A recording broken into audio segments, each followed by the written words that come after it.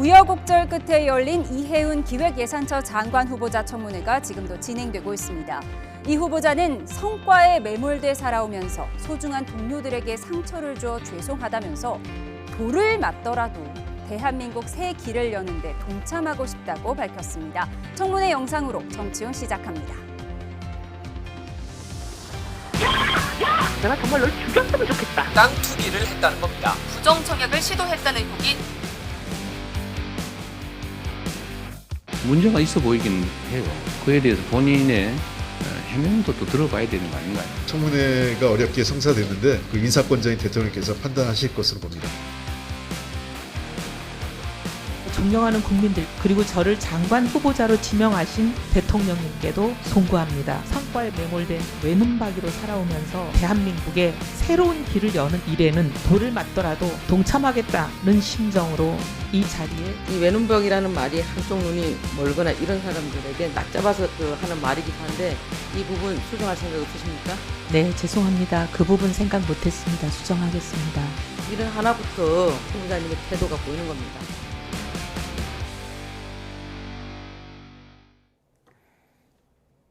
오늘의 정치훈 김상일 정치평론가 유이동 전 여의도연구원장 두 분과 함께합니다. 어서 오세요. 안녕하십니까. 네, 열릴 수 있을까 싶었는데 결국 이해운 후보자 청문회 지금 열리고 있습니다. 잠시 정회 중인데요. 당최 19일로 예정됐던 일정이 무산된 지 나흘 만에 열리게 됐는데 돌을 맞더라도 대한민국의 새 길을 여는 데 동참하겠다고 밝혔습니다. 그러니까 잦은 사퇴 절대 안 한다 이런 뜻으로 읽히는데요. 네. 본인이야 뭐 당연히 그런 생각을 하겠죠. 그렇지만 평가는 국민들이 하는 것이고 그 평가를 잘 받기 위해서 성실하고 최선을 다해서 해명을 해야 할 것이라고 생각합니다. 만약에 뭐 시간만 때우면 된다라는 식으로 넘어간다면 지금 이해운 후보자가 가지고 있는 의혹들은 상대가 있는 의혹들이 많아요. 예를 들어서 보좌진들 같은 경우는 피해자로서의 상대가 있고 만약에 부정 청약이 있었다면 이 청약이라는 건 공정하기 위해서 공개 뭐랄까요 경쟁을 하는 것을 의미하지 않습니까? 그러면은 거기에 공개 경쟁에 참여했던 피해자들이 또 있는 것입니다. 그래서 그런 것들에 대해서는 특히나 상대가 있는 것에 대해서는 아주 구체적으로 성실하게 하지 않는다면 국민 감정상 쉽지 않은 판단을 요구받게 될 수 있겠다 이런 생각이 듭니다. 성과에 매몰돼 살아오다가 동료들한테 상처를 줘서 미안하다라고 했습니다. 갑질 의혹을 염두에 둔 것 같은데 어쨌든 국민의힘 계열 정당에서 수십 년 정치를 해온 사람이니까 국민의힘 의원들 입장에서도 참 심리가 묘할 것 같습니다. 네, 그 인사청문회를 보는 과정에 처음에 이제 모두 발언해서 그 인사말에서 그 전 보좌진들에 대한 사과도 이야기를 했고 또 성과에 매몰돼서 주변을 살피지 못했다는 이야기도 그런 소회를 밝혀서 한쪽 마음으로 좀 저 사과가 정말 진지하고 좀 힘들겠다라는 생각을 가졌는데 그 인사 말씀 끝나고 이제 첫 번째 질의응답 과정에서 저 아드님, 며느님 뭐 관계가 뭐 별로 좋지 않았다 이런 이야기를 하는 것을 듣는 순간 야, 장관 하는 게 저렇게 좋은 걸까? 저런 이야기까지 해야 되는 건가라고 생각하면서 순간적으로 제가 감정적으로 너무 이렇게 이입이 돼 있었구나라는 생각이 들었었습니다. 예, 유이동 의원님께서 말씀하신 그 부분을 직접 듣고 오겠습니다. 오늘 청문회에서 천하람 의원이 비망록을 꺼내 들기도 했는데 이 후보자 장남 위장 미혼 청약 의혹 등에 대해서 어떤 반응을 보였을지 보고 오시죠.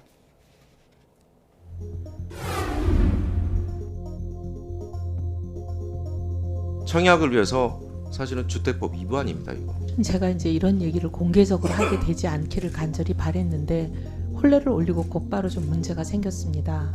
두 사람의 관계가 깨어진 상황이라 최악으로 치달았습니다. 며느리는 그 집에서 신혼집으로 얻은 집인데 혼자서 사신 거군요. 사이가 안 좋았는데 명백하게 불법이에요. 그래서 저는 이 집을 저는 내놓으셔야 된다고 생각해요. 그렇게 하실 용의가 있습니까? 수사기관의 결과에 따르겠습니다.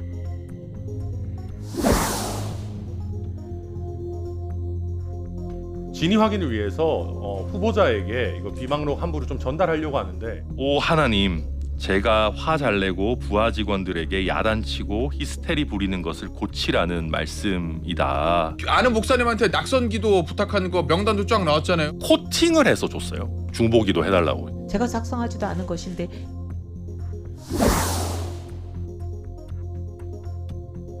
입학 해당 요강 어디에도 다자녀라고 하는 표현 자체가 없습니다. 17년 전 일이라 정확하게 기억을 못했습니다. 그리고 아들이 셋이다 보니 그 중에 누구였는지 기억을 못했고.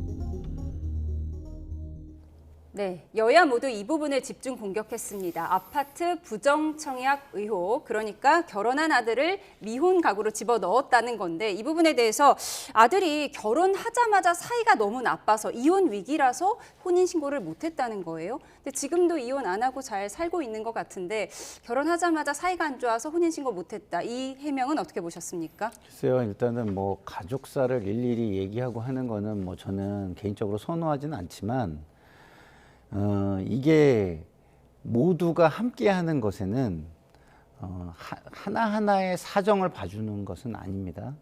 그렇기 때문에 저게 부정청약이라면 그런 것들은 개인적인, 감정적인 이야기인 거예요. 그렇기 때문에 그런 얘기를 하는 것조차도 저는 별로 바람직하지 않다라고 생각하고 이게 많은 사람과의 경쟁에서 그 사람들에게 공정이라는 것을 훼손한 부분이 있다면 공직자로서는 당연히 그것을 치유할 수 있는 최선을 다하겠다는 자세를 가져야 된다라고 생각합니다. 진성준 의원이 뭐 아파트를 내놓겠냐 그랬는데 저는 그게 뭐 이해운 후보자의 명의로 돼 있는지는 제가 잘 모르기 때문에 그건 잘 모르겠습니다만 아들 명의나 며느리 명의로 돼 있다면 뭐 설득을 해서라도 저는 치유의 과정을 밟는 것이 일단은 맞고요. 저 청약받은 아파트는 아마 부부 공동 명의로 이해운 후보자와 지금 그렇게 되어 있는 것 같은데요. 나중에 확인해 보도록 하겠습니다. 그래서 어쨌든 그게 공정이라는 가치가 훼손된 것이라면 제가 볼 때는 본인 소유가 아니더라도 공직에 오르려면 해소할 수 있는 최선의 노력을 통해서 해소를 해줘야만 그나마 국민이 공정을 해친 그 부분에 대해서 조금이나마 마음의 위로를 받을 수 있을 건데 그럼에도 불구하고 또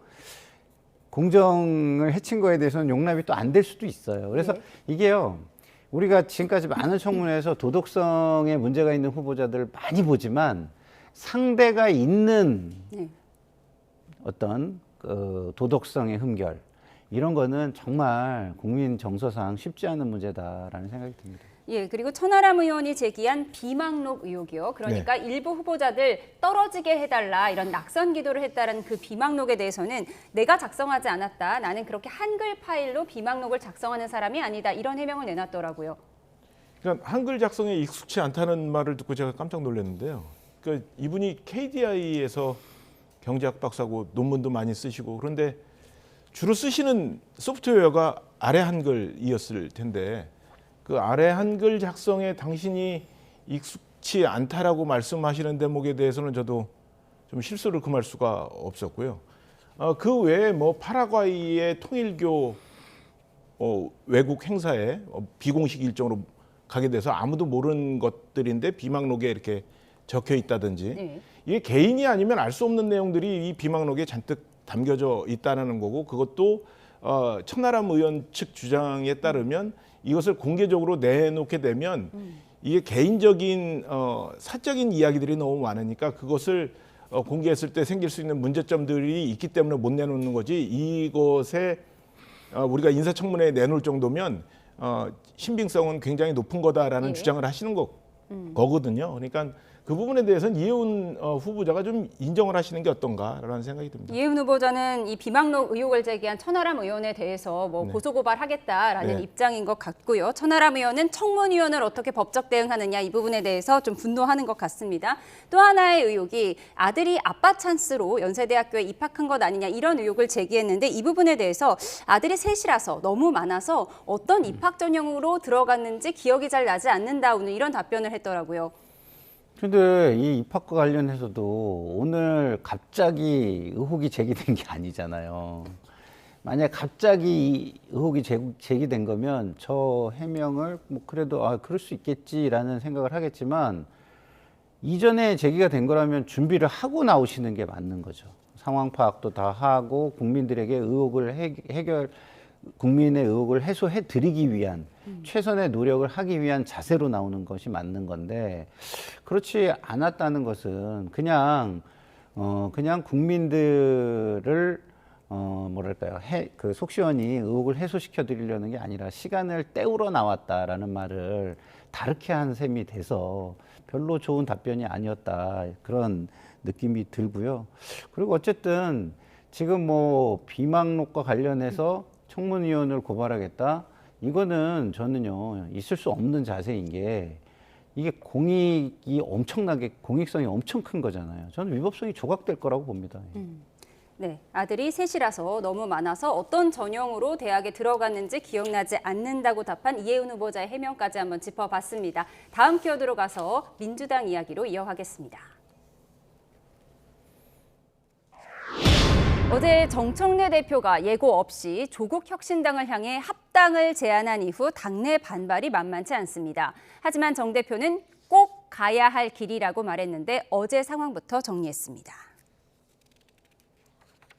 합당이요? 제가 지금 처음 듣는 이야기라서 그러니까 원내랑 어떤 긴밀한 소통이 지금 있었던 상황은 아니고요. 제가 깜짝 놀라서 당무는 당의 책임입니다. 당이 결정해야 합니다. 마치 대통령의 뜻인 것처럼 대통령이 관여하는 것처럼 오해를 불러일으키는 방식은 결코 바람직하지도 않고 해서도 안 됩니다. 제대로 된 통합을 위해서라도 정청래식의 독단은 이제 끝나야 합니다. 어제 저의 합당 제안으로 놀라고 당황하신 분들이 많았나 봅니다. 사과할 각오로 제가 제안을 했습니다. 그러나 꼭 가야 할 누군가는 테이프를 끊어야 하는 일입니다. 썸을 타자라고 얘기를 했는데 결혼을 한 것처럼 얘기해서 하면 안 될 것 같습니다. 약혼하고 결혼하고 이미 뭐 신혼살림을 차린 것처럼 얘기하고 어떤 분들은 이미 출산을 한 것까지 얘기하시는 분이 많더라고요. 두 당의 통합 문제는 이제 논의가 시작이고요. 네, 어제 민주당 최고위원들도 20분 전에야 통보받을 정도로 그야말로 깜짝 전격 합당 제안이었는데 지금 논란이 되는 이유가 이제 혁신당 당원들이 민주당보다 좀 더 강성이기 때문에 그들이 들어온다면 정청래 대표 연임에 도움이 될 것이다. 그래서 정청래 대표가 이렇게 무리를 하는 것이다. 이 부분인가요? 제가 이해하기로도 그렇게 이해를 하고 있거든요. 그러니까 이게 뭐 2월까지 합당을 맞춰야 2월에 준비하는 그 각 당의 예비 후보자들이 그 앞으로 합당 절차 속에서 나의 정치적 역할은 무엇이어야 되는지 미리 준비한다는 취지여서 그때가 골든타임이라고들 얘기를 하시는 것 같은데요.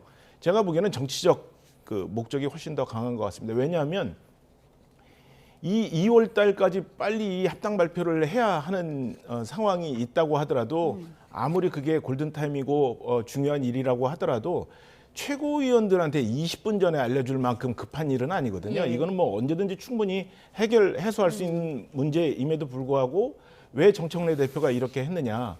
이것은 아마 당신의 전당대회 때 당신이 받은 당대표의 그 득표 수 또 최근에 있었던 그 최고위원들의 보궐선거 결과 이런 것들을 종합해 봤을 때 이번 지방선거를 넘기게 되면 이 지방선거를 계기로 자신의 그 세력을 조금만 넓히게 되면 앞으로 당 운영에 있어서 주도적으로 계속 당대표를 연임하면서 갈 수 있겠다라는 계산이 서 있지 않으면 저는 이렇게 하기는 어려운 일이다라고 생각을 합니다. 예, 그런데 오늘 이현주, 강득골, 황명선 최고위원 이렇게 3명의 기자회견까지 열어서 강하게 반발했습니다. 정청래식 독단을 끝내야 한다. 상당히 발언 수위가 높고 이현주 최고위원 같은 경우에는 어제 한 인터뷰에 나와서 언론에 나와서 이 정청래 대표의 거취를 논해야 된다. 다시 논해야 된다. 이런 얘기까지 하더라고요. 그러니까 뭐 이현주 최고의 이야기가 이제 뭐 개별적인 의견이니까 그렇다 치더라도 최고위원 3명이 동의해가지고 나와서 기자회견을 하는 부분은 분명히 문제가 있는 것이죠. 그러니까 지금이 골든타임이다. 그 누구의 판단입니까? 네? 어떤 사람은 골든타임이라고 판단하고 어떤 사람은 골든타임이 아니라고 판단하기도 하고요. 그리고 그 통합을 하는 게 이번 지방선거에 유리할 것인가 불리할 것인가도 개별적으로 다 다르고 지역적으로도 다 달라요.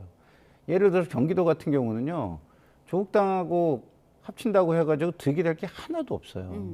물론 모르겠습니다. 좀 이렇게 조국당의 세가 강한 호남 쪽이라든가 뭐 일부 다른 지역은 그런 데가 있을지도 몰라요.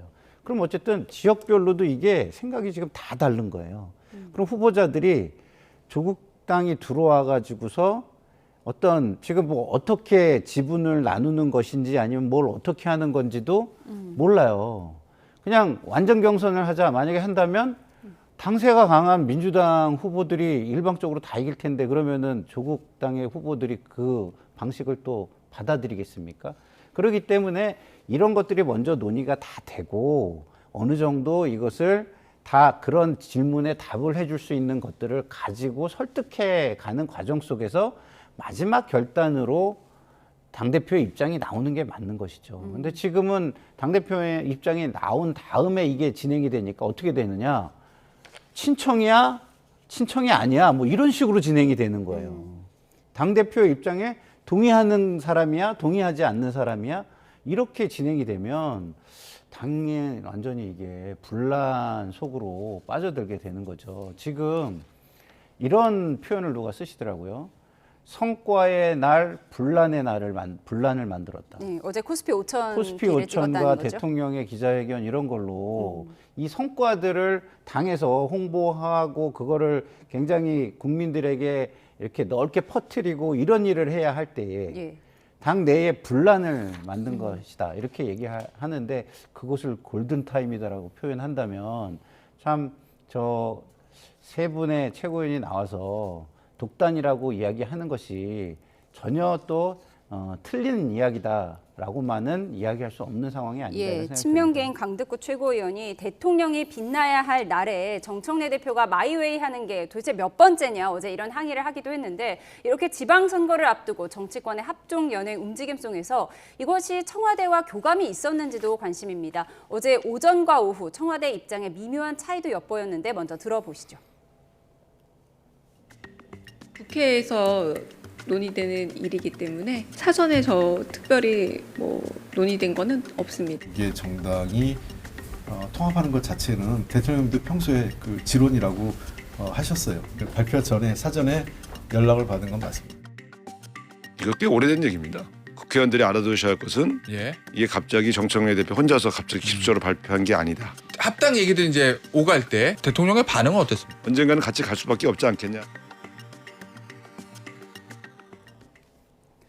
네, 우상호 전 정무수석의 이야기까지 들어봤는데 합당 이야기가 꽤 오래전부터 논의가 있었다. 대통령 지론이라는 말까지 나왔습니다. 근데 사실 조국 대표를 광복절 특사로 풀어줄 때 이미 합당은 예견된 수순 아니겠느냐 이런 얘기도 나옵니다. 다만 지금 이 시점이 공교롭다는 거죠.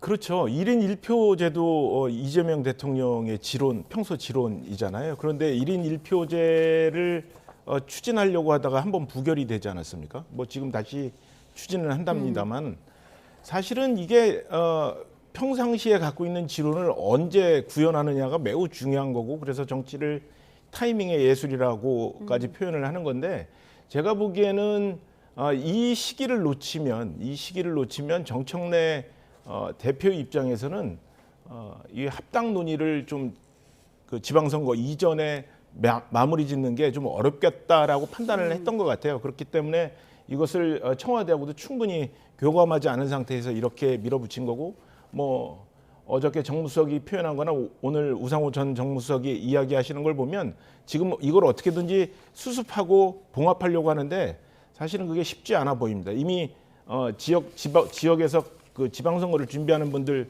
입장에서는 자신들의 직접적인 이해관계가 달려 있는 거기 때문에 굉장히 첨예하게 부딪히고 있는 게 사실이거든요.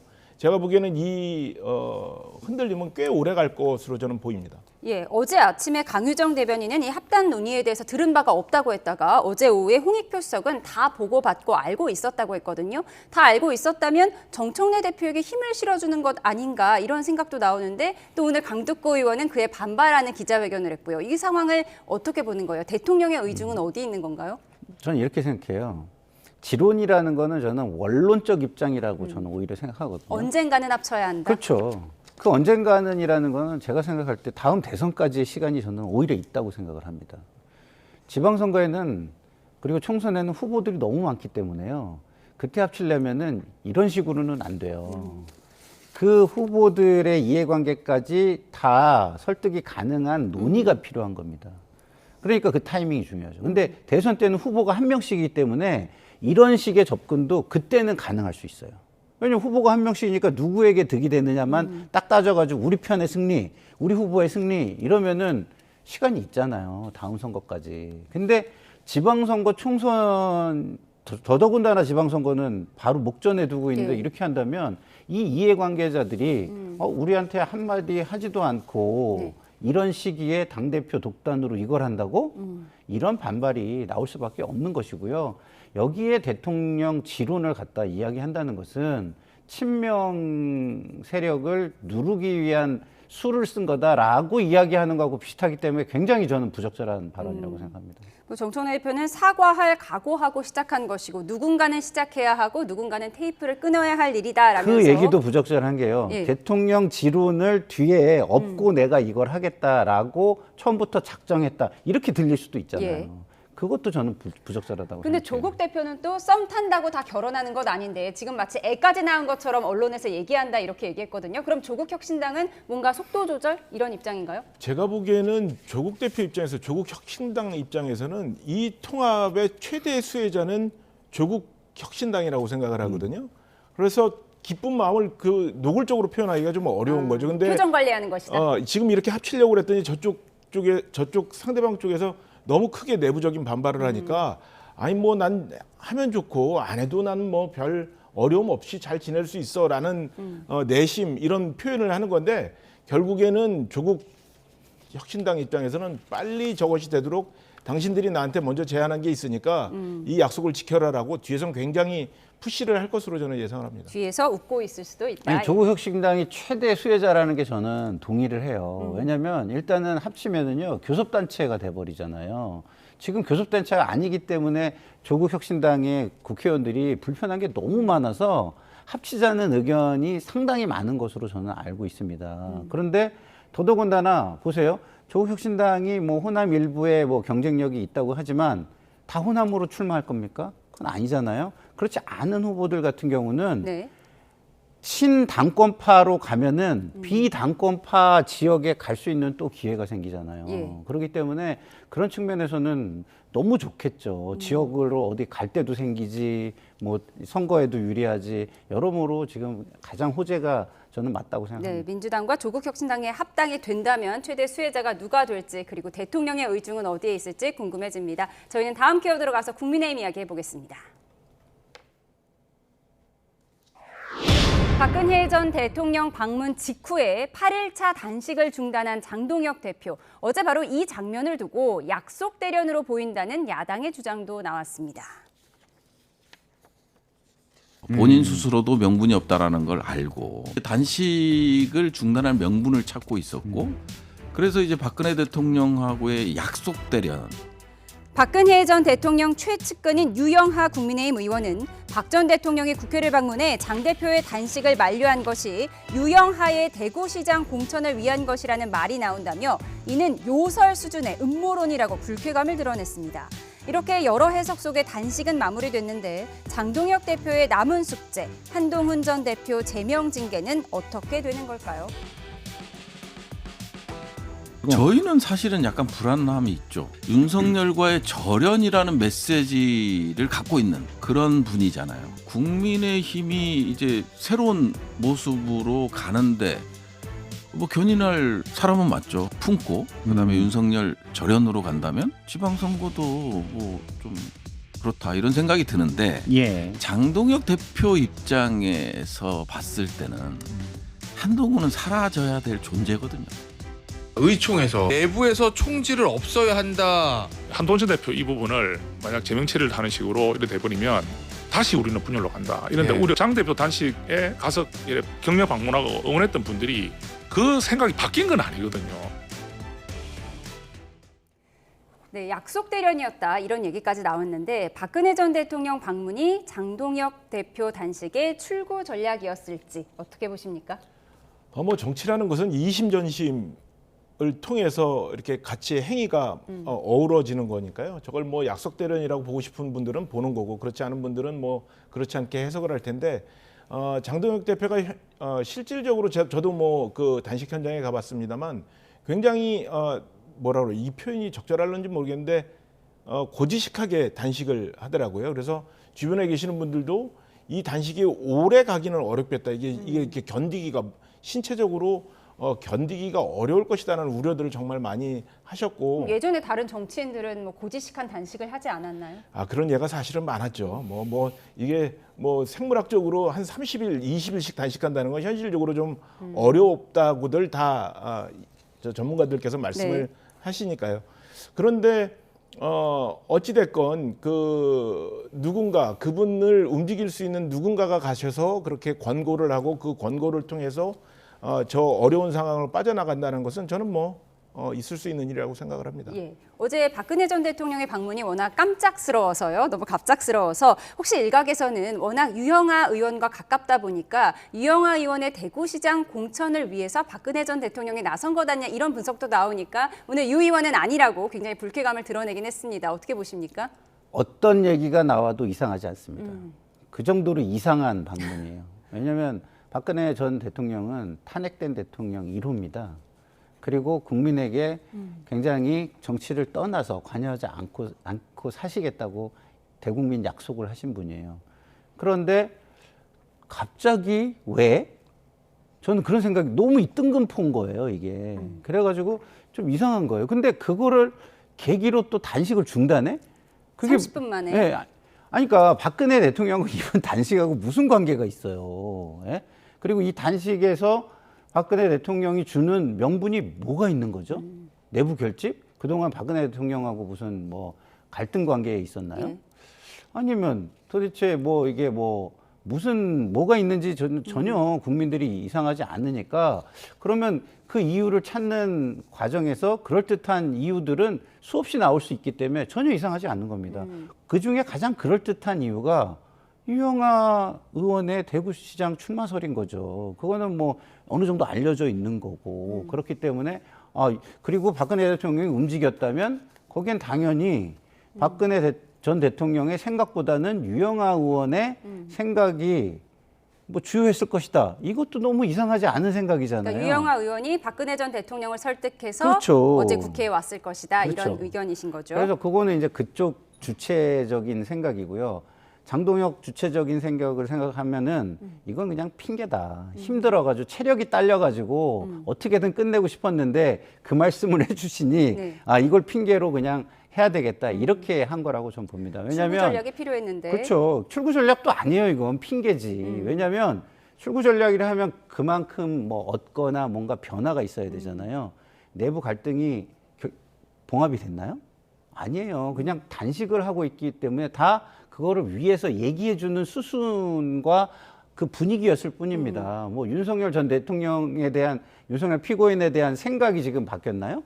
아니면 지금 장동혁 그 대표가 하고 있는 뭐 한동훈 제명이라든가 뭐 우리의 이름은 황교안이다라든가 이런 거에 대한 생각이 바뀌었나요?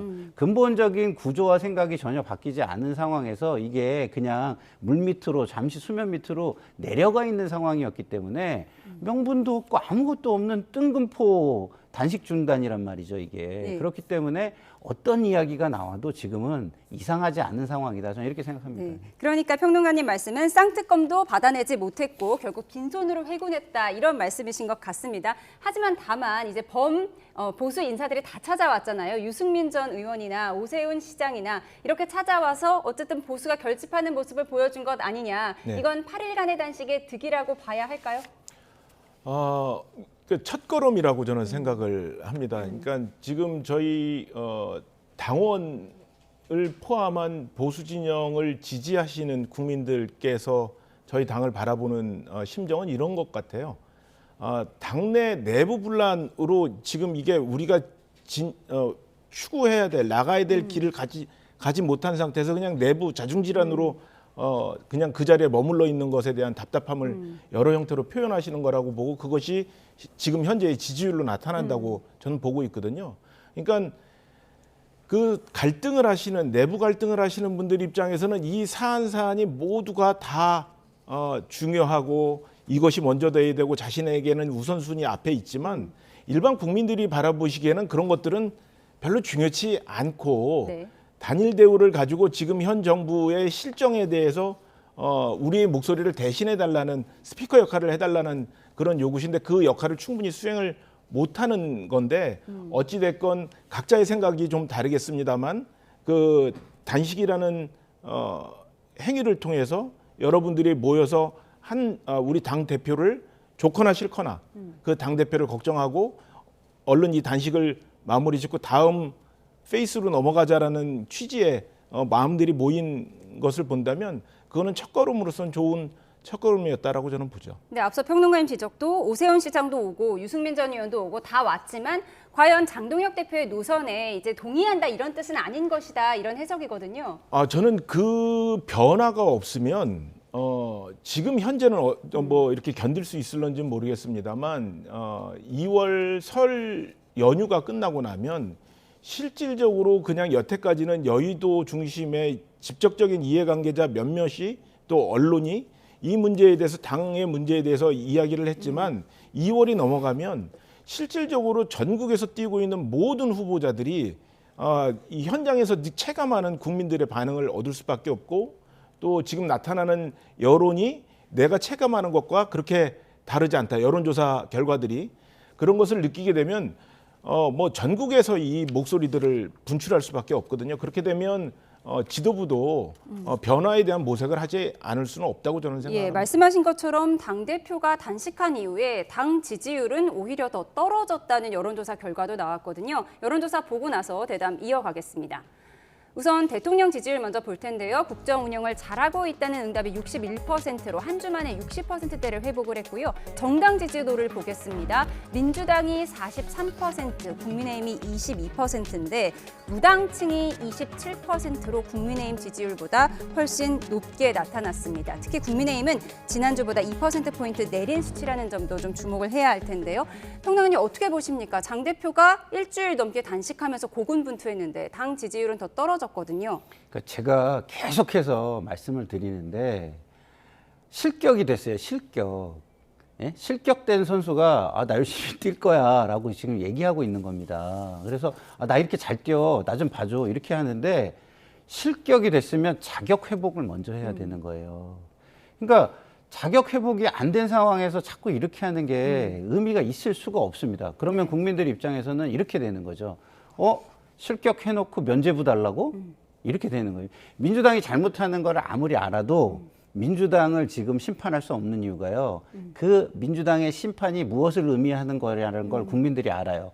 민주당을 지금 심판하는 것은 윤석열 불법계엄에 대한 면죄부다. 이렇게 국민들이 인식하고 있는 한 저런 어떤 몸부림도 무의미하다라는 말씀을 드립니다. 예. 그러니까 장동혁 대표 단식으로 범보수 뭉쳐 근데 한 명만 빼고 지금 한동훈만 빼고 이런 단서가 단 것 같은 모습이거든요. 지금 장동혁 대표에게 큰 숙제가 남아 있습니다. 한동훈 전 대표 제명 조치 어떻게 할 걸로 보십니까? 저는 그 극단적인 상황으로 가지는 않을 것 같습니다. 예, 그러니까 왜 그러냐면 어찌됐건 저희한테는 상대가 있고 또 목표가 있기 때문에 지금 현재는 불편하지만 그 목표를 달성하는 데 있어서 우리가 어떻게 하는 것이 지혜로운 것인가에 대한 판단은 할 거라고 생각을 하고 왜 성경에 나오는 솔로몬의 재판 사례가 있지 않습니까? 그러니까 거기에서는 한 발짝 먼저 물러서는 사람이 저는 최후의 승자가 될 거라고 생각을 하거든요. 그 한 발짝 물러나는 지혜가 결국에 우리 당이 다시 앞으로 나가는 그런 계기가 될 거고 그 단초를 제공한 사람이 결국에는 최후의 승자가 될 거라고 생각을 하기 때문에 저는 그런 현명한 지혜로운 판단이 꼭 있을 거라고 생각을 합니다. 그러니까 장동혁 대표가 단식하는 동안 한동훈 전 대표가 사과 메시지를 내긴 했는데 메시지 내고 나니까 그럼 이 단식장을 찾아갈 거냐 말 거냐 온 언론이 거기에 주목했는데 결국 가지 않았습니다. 그래서 이제는 병문안은 갈 것인가 또 여기에 이목이 집중되는데 한동훈 전 대표와 장동혁 대표 결국 어떻게 될 걸로 예상하세요? 저는 이러한 뭐 일종의 가십도 아니고 이런 너무 이렇게 작은 일들이 우리 당의 주요 이슈가 되는 게 지도자분들이 좀 진지하게 생각해 보실 문제라고 생각을 해요. 그러니까 우리 지금 현재 대한민국의 이 어디에 있고 어느 방향으로 가야 되는지에 대한 우리만의 목소리가 없거든요. 우리만의 방향 제시하는 그런 담론이 없단 말이죠. 그러니까 이것을 준비해야 되는 시기에 병문안을 갔느냐, 단식장을 갔느냐, 뭐 저 제명이냐, 아니면 탈당 공고냐 이런 논란은 정말 제가 보기에는 너무나 한가로워 보이거든요. 그러니까 제발 제가 이 자리에서 부탁을 드립니다만 어느 한 분, 어느 한 정치 그룹이 좋다 나쁘다의 문제가 아니라 빨리 이 문제를 수습할 수 있는 지혜들을 갖고 한 자리에 모여야 될 것이다라는 생각을 합니다. 그러니까 한동훈 전 대표가 장동혁 대표 병문안을 갈지 말지 우리가 이런 거 얘기하지 않도록 국민의힘 지도부가 좀 신경 써달라는 유 의원의 지적이셨습니다. 지금까지 정치온 김상일 정치평론가 유이동 전 여의도 연구원장과 함께했습니다. 고맙습니다.